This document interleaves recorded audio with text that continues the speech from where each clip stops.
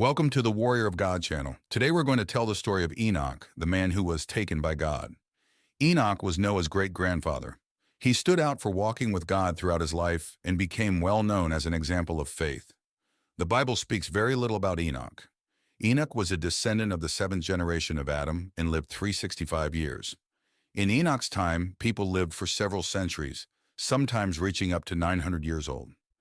To give you an idea, Methuselah, Enoch's son, was the longest living man in the Bible, living for 969 long years on earth. During that time, humanity was deeply immersed in sin.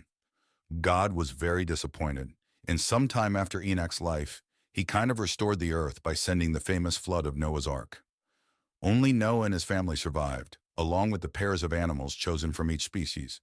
In the midst of so much sin on earth, Enoch stood out for staying in communion with God.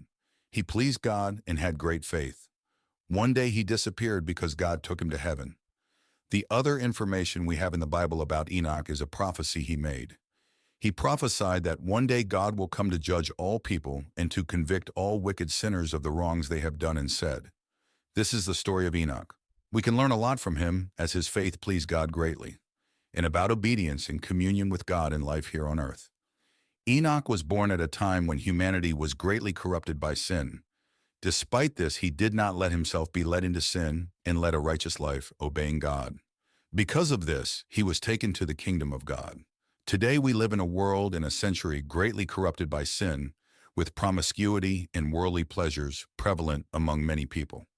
Those who deviate from this path and live a righteous life and in communion with God can be assured that God is very pleased with them. So we conclude the video with this reflection and a quote from the Gospel of Mark. "For what shall it profit a man if he shall gain the whole world and lose his own soul?